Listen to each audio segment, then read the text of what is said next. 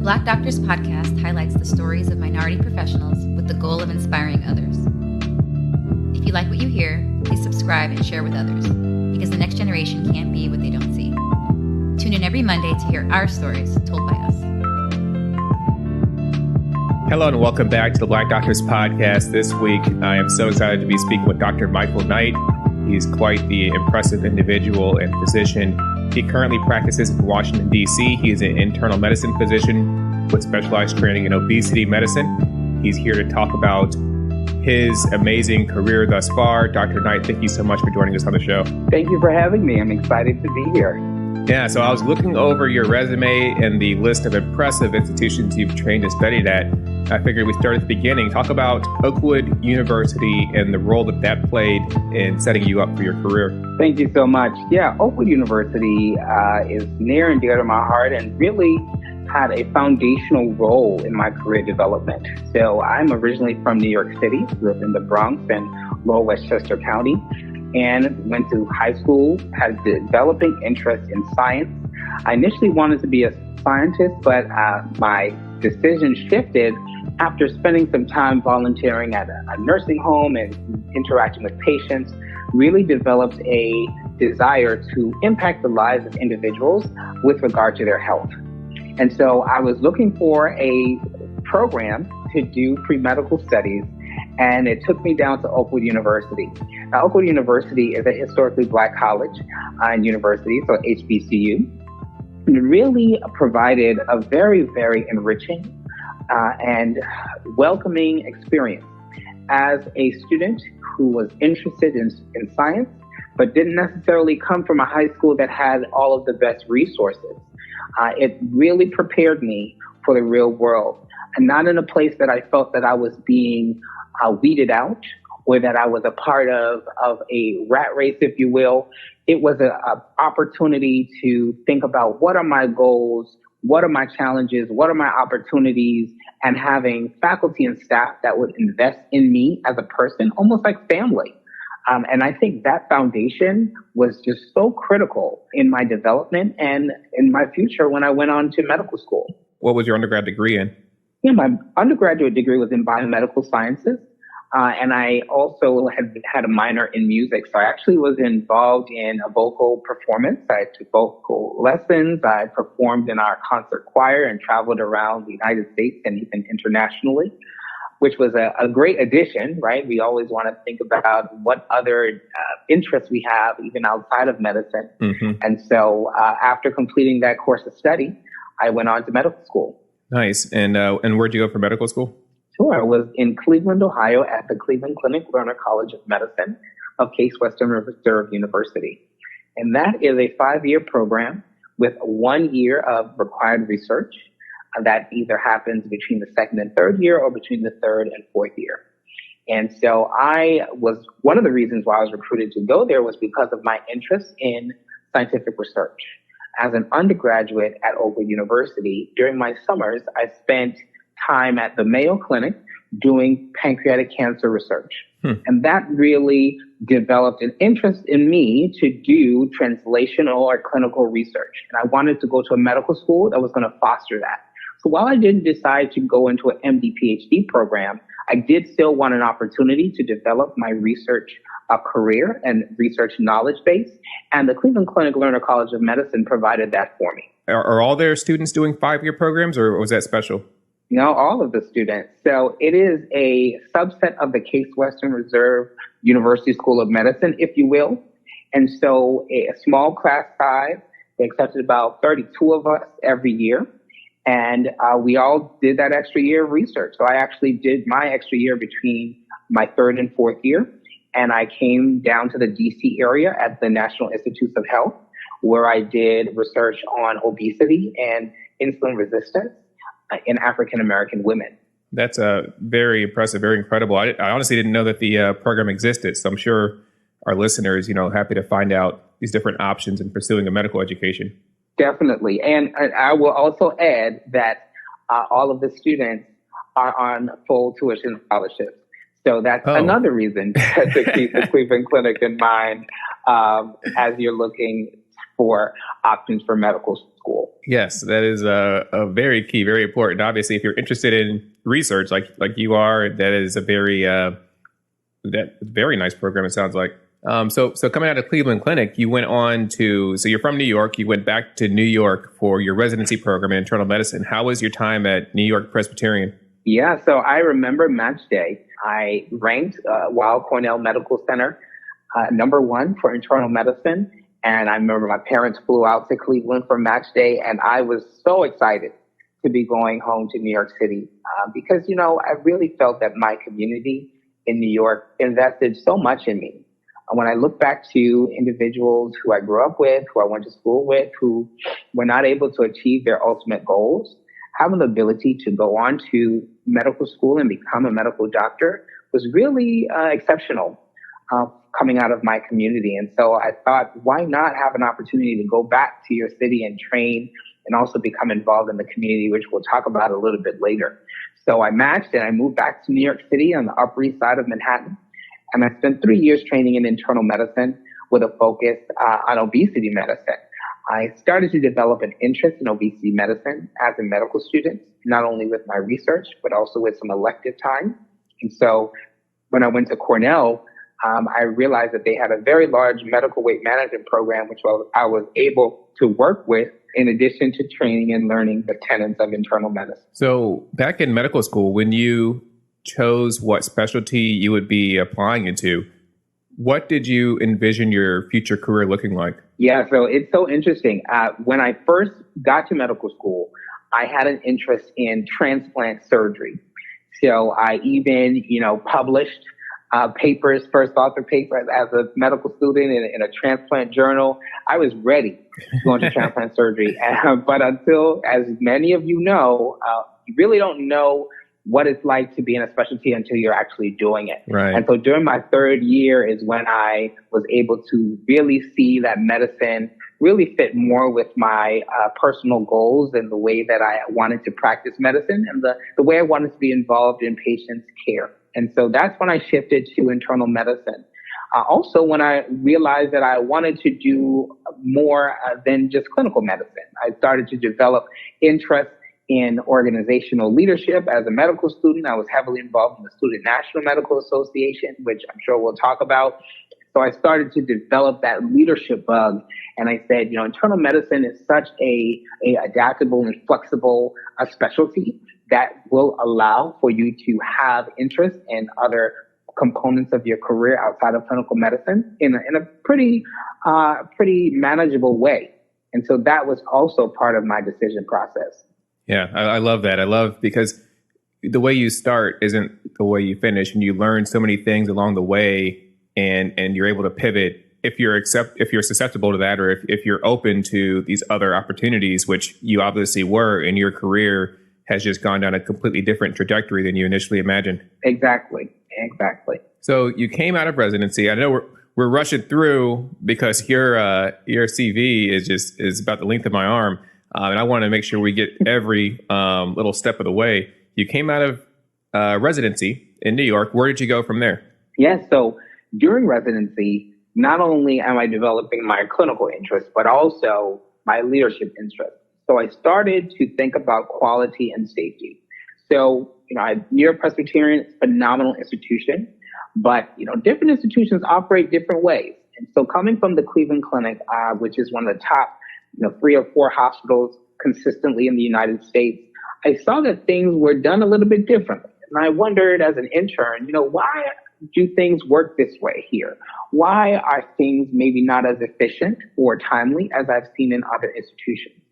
And as someone with a scientific background, I know that if I have a scientific question, there's a scientific method with hypothesis and statistics in a way that we, test a question to come up to a solution.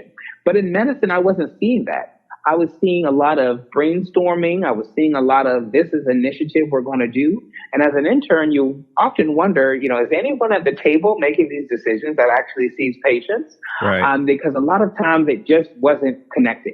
And that's when I was introduced to the science of quality improvement and fell in love with a process, standardized way of addressing clinical process problems. And I started working on transitions of care, started working on root cause analyses around patient safety events.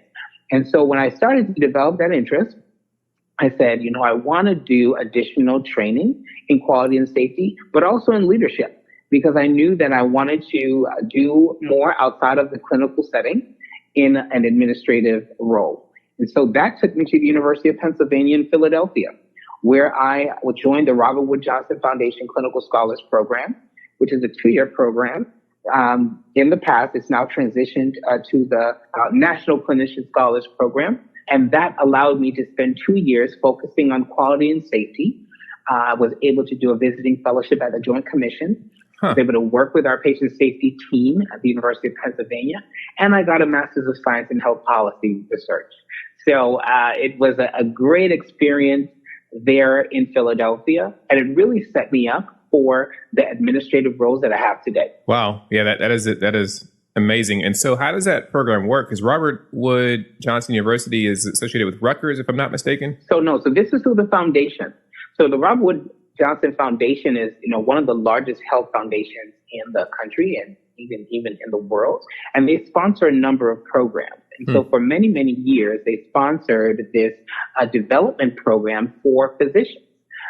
Early career physicians at a variety of locations. So UCLA, for example, University of Michigan, Yale University, and others in the past have had them. And so it's a 2-year program that's extremely competitive, but individuals have gone on to become, health department leads, directors of Center for Medicare Services, department chairs, healthcare executives, a variety of ways. So it's not just teaching you health policy, but it's really a leadership development program. And you really focus on the area that is of interest to you. Yeah, that's very interesting. Thank you for clarifying. And so for that 2 years, can you kind of describe the pay and the workload? Was it similar to a fellowship or residency or being attending? Yeah, so I think the pay was probably similar to a fellow. It's a non-clinical fellowship, so they're not teaching you how to take care of patients. Clinically, you are operating as an attending. But most of us are doing about 0.1 or 0.2 clinical time. So what does that mean? For me, it was a half day a week of clinic, and I was working at the VA in Philadelphia as an attending. And then outside of that time, I was doing research. I was doing classes. I was learning statistics, study design, health policy, the way that you interact with community organizations to do participatory research, getting my master's, as well as doing research projects and developing interests. And so it was a very, very flexible program. That first year we had more classwork, if you will. And the second year you spent a lot more time independently developing your project as well as interests. And then where did the other folks in the program come from? You came out of residency. Yes. Were there attendings? Were there medical students or what was their makeup? So everybody was out of residency. So it's really a program for individuals who have just finished residency or just finished fellowship or maybe even will be in fellowship. And so that's where my other cohort was from. And they're all phenomenal. They've gone on to do such amazing things, either at institutions and health departments. I'm extremely proud of them. But like I said, it's an opportunity to spend 2 years to get the foundational training and knowledge, but then to take that and translate it into a career that you can work in to transform the way we deliver care. That's the biggest thing. They want to invest this time and energy into you, but they want to see you flourish in making an impact in our industry. Definitely, we'll include the link to this program. We can read more about it in the show notes. And Dr. Knight, so coming out of this program, as we continue down your story, where did you go from University of Pennsylvania? Yeah, so after Penn, I said, I'm ready to get a job. So I'm an early career physician. I'm 2 years out of residency. I've been a non-clinical fellowship, and I'm looking for an administrative job with a clinical component. So want to be in academic medicine, want to have a faculty appointment, want to have a clinical practice, but I also wanted to have a impactful role in quality and safety leadership. And I will say that for someone my age at that time, that was a little different. Because most of my mentors in the space were individuals who had practiced for many, many years and then developed an interest in quality and safety a little bit later on. And so it was more of a mid-career move. And so most individuals that I saw in the positions in which I was interested were individuals who'd been practicing for a long time. So I'm coming in, bright-eyed and bushy-tailed, and young gentleman who says, yeah, I'm ready to take on this leadership role. So I was a little bit hesitant, didn't know what to expect. But the reality was that the training and preparation that I was able to get at the University of Pennsylvania, at Cornell, and at my short time at the Joint Commission as a visiting fellow really set me up to be a competitive candidate. And so I was able to interview at a number of institutions and receive a number of job offers to join their team in quality and safety.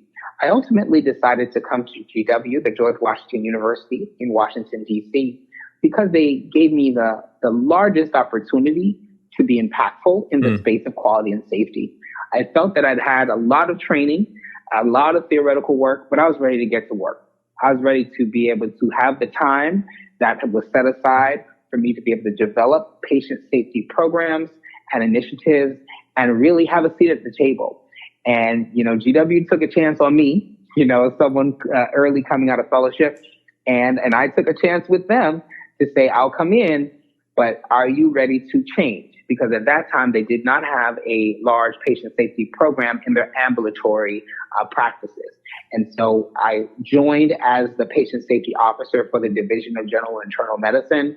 And within 3 months, became the patient safety officer for the Medical Faculty Associates, which is the physician group that encompasses all of our ambulatory network in DC, Maryland, and Virginia. Wow, that is impressive. And so can you tell us now, what is a typical day like for you? Yeah, so I've been here at GW now for 4 years. I had been serving as a patient safety officer for that time, and about a month ago, I transitioned to a new role. I'm now the Associate Chief Quality and Population Health Officer and the Head of Healthcare Delivery Transformation. So it's a huge role. It encompasses not only patient safety, which I've been doing, but also healthcare quality. So thinking about the way that we improve care for patients, as well as our primary care service line, leading primary care expansion for our organization. And so my day-to-day involves lots of meetings, lots of strategy, lots of interactions with senior leadership, but also time to see patients. I'm in clinic now about twice a week. Okay. Not only in primary care clinic, but also in obesity medicine clinic. And so I take care of patients who need general health. And I also have a specific clinic that takes care of patients who are looking to manage their weight or to achieve a healthy weight for them. And so when I'm not doing that, another hat that I have is in the education space. And so as this is an academic institution, I started to become more involved in undergraduate medical education. Okay. And I'm now serving as course director for the Patient Populations and Systems course, which is a required course for all of our medical students. So I have about 170 plus students every year that take my course in the spring, and they learn about health equity, health disparities, evidence-based medicine, quality, safety, and healthcare technology. That is, you've said the word before, impactful. That is the definition of having an impact. Thank you. And, ultimately, that's what I wanted to do. If 10 years ago, 5 years ago, if you asked me what my career would be like, I wouldn't answer this. I think this is a lot more multifaceted than I envisioned. But ultimately, the reason that I do this every day is because I enjoy it. I'm passionate about it. I'm passionate about education, about operations, about administration, about patient care. But ultimately, it's to provide equitable care to our community. And that's the common thread throughout all of my roles here professionally at GW. To that end, let's take it back. You talked about making an impact and serving the community. Back in medical school, or when was the first time that you really got involved with the Student National Medical Association? So the Student National Medical Association was really the home of my leadership experiences in organizations. I had not known about the organization before joining as a first-year medical student. Coming from a historically Black college and university, one of the first things I did as my first, experience being in the minority, if you will, in a medical school, was look at the student organizations. And I said, where can I find a community? Where can I find an organization that focuses on the needs of my community? And that's where I saw Student National Medical Association. So I remember going to my first chapter meeting to learn about what was being done in Cleveland and at our school. And I immediately became involved. I was a community service co-chair. I went on to become the chapter president during my second year. And then I started becoming involved at the national level. I became the regional chair and then went on to become the national president in my fourth year of medical school. And that was just a transformational experience for me to be able to develop programs, impactful programs for chapters around the country of over 6,000 medical students. Wow. That would impact the lives of thousands of people that they interacted with. So during my presidency, focused on HIV/AIDS prevention, on mentorship with the Boys and Girls Club, also on developing leadership development for our students, and had an opportunity to present to Congress, to speak at numerous events across the country during that year, and as a medical student. And it was just so transformational in turning me into someone who, I don't know if it's turning me, but really bringing out the charismatic person that I guess I am. I definitely did not feel that way before I went to medical school. I was definitely afraid of public speaking. I did not see myself like that. And through the SNMA, I was able to develop into a true leader. And that has carried on since that time. Wow. And as you're well aware, there's plenty of eyes that are watching you and have watched your career progress. Some of those eyes are my own. Because I remember seeing you at one of the SNMA conferences up on stage, and the way you carried yourself, the way you spoke. There's obviously something different about you. There is those leadership qualities just shining through. So thank you for the impact that you had on my career, as well as, thousands of other people. No, thank you. Thank you for that. I appreciate it. Yeah, I can't speak enough about SNMA. We're privileged to have Dr. Obo, the most recent past president of SNMA, on a previous episode of the show. So love the organization and love everything it stands for. So Dr. Knight, coming out of the SNMA, there's because that's associated with a larger organization, the National Medical Association, which you're also active in this organization. Can you tell us more about that? Sure. So I completed the Student National Medical Association. It's a student organization. So once I graduated from medical school, I went on to residency and said, okay, where am I going to become involved? And I immediately became involved in the National Medical Association. I became the vice chair of the postgraduate section, which is a section for residents, fellows, and early career physicians, and went on to become the postgraduate section chair and trustee. I joined the board of trustees of this organization that represents over 30,000 African-American physicians and has been around for 126 years. The National Medical Association was formed at a time when African-Americans could not join other medical organizations. And we needed a place that we could learn from each other, but also come together to advocate for the health of our community. And since that time, the National Medical Association has existed for doing just that. And so I have continued in NMA leadership from a resident leader to going on to being a regional chair when I was just finishing fellowship and coming to GW. And I'm now a trustee for our region, Region 2, which is the mid-Atlantic part of the country, serving on the board of trustees in leadership. And I've been involved in leading our committees around social media and branding, membership, convention, and now also serving as the subsection chair for general internal medicine for our internal medicine section of the NMA. And then what does the NMA offer for young career physicians as well as mid-career physicians? Why should they join? That's such a great question, and it's one that I get a lot, because the reality is, as physicians, we're pulled in many different directions. Not only do we have responsibilities at our home institutions, a variety of committees. Many of us are pulled into diversity committees, educational committees, But then you have your professional society. So as an internist, I have the American College of Physicians, I have the Society of General Internal Medicine, I have the Obesity Medicine Association, and there are many, many more depending on your specialty. So then now we have an opportunity to join those, right? So in the past, 100 years ago, we couldn't, but now we can. So now we can be involved. Why should we still be involved in an organization like the National Medical Association? And I would say that of all the organizations that I'm involved in, which are many, and have leadership, I do have a leadership position in the American Medical Association as well, where I serve as the chair of our Minority Affairs section. The NMA still continues to be my home. I consider it my professional home organization. I feel completely at home when I go to the National Medical Association because I am surrounded by individuals with similar backgrounds, with similar focus on equity and on pursuing physician sustainability as well as optimal health for the African American community. And I have not found that in any other organization to the level that I have found it in the NMA. It's not just about learning about the next breakthrough in a treatment process in internal medicine. I can find that at the NMA, but I can also find colleagues who are from similar backgrounds, who have similar interests in my specialty. Every specialty is represented in the NMA. It's just phenomenal. I mean, I remember I went somewhere and I was describing it as like Wakanda for a Black physician.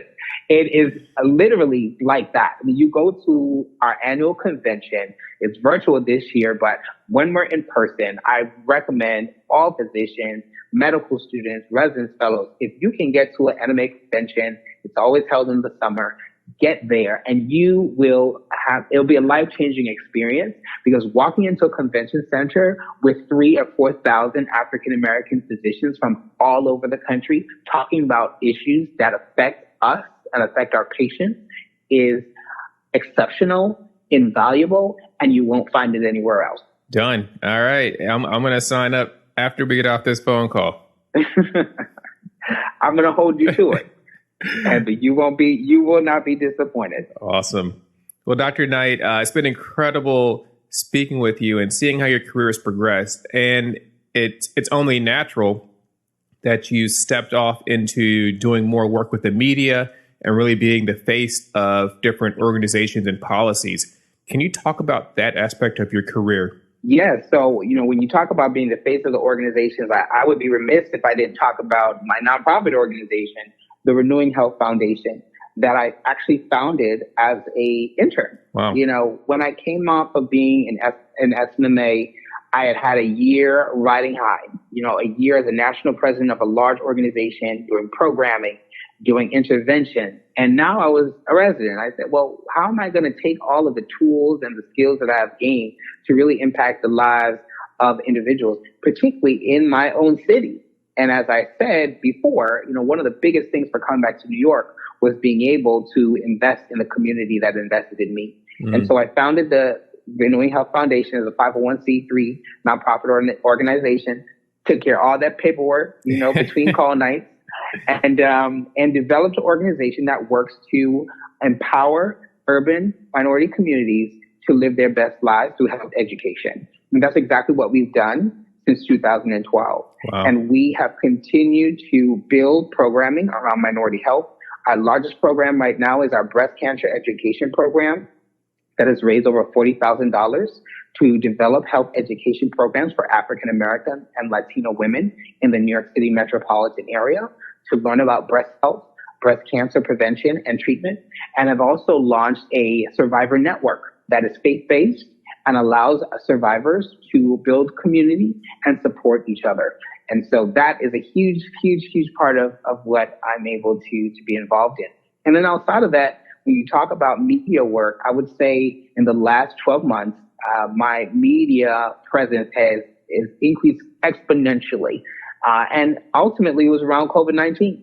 As an outpatient physician and someone who's involved in administration, I wasn't the person who was in the ICU intubating patients who were suffering from COVID-19.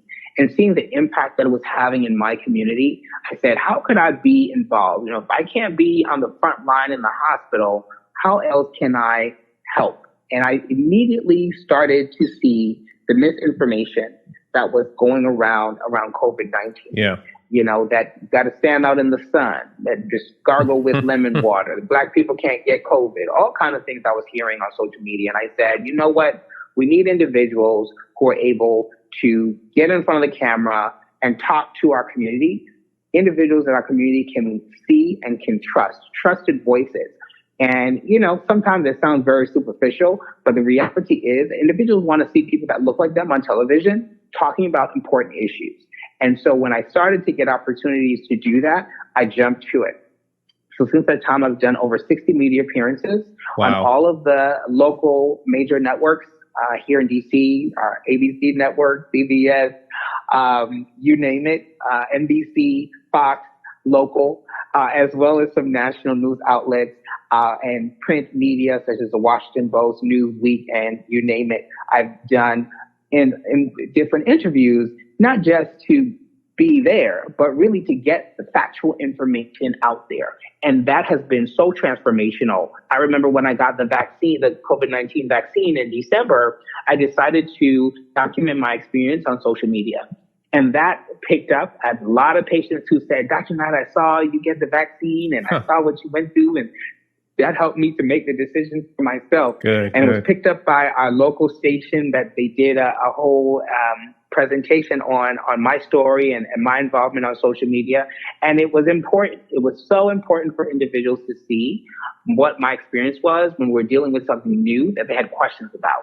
And so I look forward to continuing that media presence so that we can get factual information to individuals from trusted voices and to help them. I recently did a campaign with the U.S. Department of Health and Human Services for their Trusted Voices campaign around COVID-19 vaccine concerns and use in the minority communities. And that's what we focused on, and not focusing on what we call hesitancy, but focusing on answering people's questions so that they can feel comfortable making a personal decision about their health. That's so incredible, so impactful, and you're actually definitely helping so many people. But Dr. Knight, I wonder, as an incredibly busy physician with multiple roles and multiple hats, how do you coordinate scheduling these different media appearances? So I'm thankful to have a wonderful media team here at GW that I work very closely with. And so, they'll email me, they'll text me, they'll call me if I don't respond. Dr. Knight, we have a media request. I actually just did one before this interview to answer a question. And sometimes these questions are so simple to us as physicians, but these are things that people need. And so I'll jump on to do a quick interview. If it's something that's on video, I usually walk around with my camera, maybe a lighting, so that I'm always ready to go. When I travel, I always pack something so that if I need to do a quick interview in a hotel room, I can also do that. So it's some flexibility, but I enjoy doing it. Good. Yeah, it's good to hear the behind the scenes, how you make things work. Definitely. Awesome. Well, Dr. Knight, enjoyed hearing about this Renewing Health Foundation. I wanted to circle back around to that. So almost 10 years that the organization has been in existence. When you started, you said you were an intern? Yes, intern in internal medicine. Wow. And how did you manage that throughout residency, and when did it start to pick up? How did you manage the staffing constraints and all that? Yeah, so, we depend on volunteers. And so initially it was just me going around and doing presentations at churches, at community organizations on minority health. But particularly when we developed our breast cancer education program, which was near and dear to my heart. When I was a resident, my mother was diagnosed with breast cancer, and thank God she was treated and is now cancer-free. But it was an opportunity for us to develop something to address concerns and issues that I saw even with my own mother, who was an educated woman. There still were a lot of things that she didn't understand or that were barriers to her care. And so we developed this education program and immediately got volunteers who were joining our team, who wanted to be involved. And that's what we've done. I have turned over a lot of the work to this volunteer team. I'm still around for strategic direction. And of course, we have an annual fundraiser every year in the fall on Breast Cancer Awareness Month in October. That's what I'm heavily involved in. We were virtual last year, but we continue to raise funds for programming and doing a variety of work. So, the reason I usually tell people about the founding of the organization is because there's really never a huge, ultimate, unsurmountable barrier to your dream or your idea to have an impact in your community. Someone could have said, why don't you wait till you get done with training and wait till you're settled down before you start something like this? The reality is I've never been less busy, right? I've always been busy, and you're always going to be busy. If you're passionate about something, if you want to get something done, find a way. I went online. I said, how do you apply for a 501c3? And I followed the instructions and I did it. Yeah. Worked and got an investment from folks. And here we are today. Next year will be 10 years, which is going to be phenomenal. I didn't even think about that. 10 years of doing this work. And I'm so glad I did it. Wow. Well, let me ask you this. How long was it only you working in this organization? I would say at the beginning, it was me primarily, but I would say within our first year, I had volunteers who had come on board. Wow. So it allowed me to expand what we were doing. And particularly when I moved out of New York, it was critically important to have a team on the ground that could continue our work. Thank you so much for sharing. And Dr. Knight, thank you for coming on the show. You've given us so much things to think about and to consider. I think for people sitting back, that look at folks that are incredibly successful, have an incredible impact, such as yourself, you can kind of be overwhelmed. Maybe you're a medical student or a resident that wants to have an impact, but they could, your head can spin if you think about too many things at the same time. What would you say to those folks that are at the beginning of their careers or beginning of their education that want to have an impact such like yourself? I would say, don't limit yourself based on other people's perceptions or expectations. And I know this is so cliche, but, people say where there's a will, there's a way. It's actually real. Every time that I've done something, there's been at least one person that told me I could not do it. When I applied for the Robert Johnson Foundation Clinical Scholars Program, I remember being told by an advisor that, I shouldn't necessarily waste my time applying because they're looking for people with experience and not potential. And I remember coming home and telling my mother that on the phone, and she said, "Oh no, now you're definitely applying for that program." And here we are today. And so that's always going to be it. Yes, people may have their own perception based on their own experience, and maybe they were not successful with what you're trying to do, but that doesn't mean that you're not going to be successful. I also encourage people to seek out individuals who have done what you want to do. And sometimes that doesn't mean that person needs to be your mentor, right? Mentorship is very much a two-way street and really requires a lot of investment. But maybe you don't need a mentor. Maybe you just need to have a meeting with them. Maybe you can just talk to them on the phone for 20 minutes and pick their brain and find out how they did something. Or maybe you're just going to go to their LinkedIn profile and see what they actually did to get where they are, which I have done many times. And it actually has led me to many of the things that have happened in my career. I looked and said, who is in a job that I want to be in 10 years? And let me understand how they got there. I may not follow the same path, but maybe I'm going to learn something from what they did. And I start putting together different paths, putting together different strategies, and I get it done. If you're committed, you can do it. Don't let people deter you from something that you feel passionate about, because guess what? The worst thing is to be 10 years down the line and hate what you're doing. We have to remember why we went into this specialty, why we went into this field, and make sure that the decisions you're making, yes, some things we have to do just to pay the bills. I understand that. But when you have an opportunity to do something that you're passionate about, that helps you go at home and feel like you've done something, that at 3 a.m., if you're still up working on it, you don't feel like you've worked all day, you actually feel excited about it, let that be a part of what you do every day.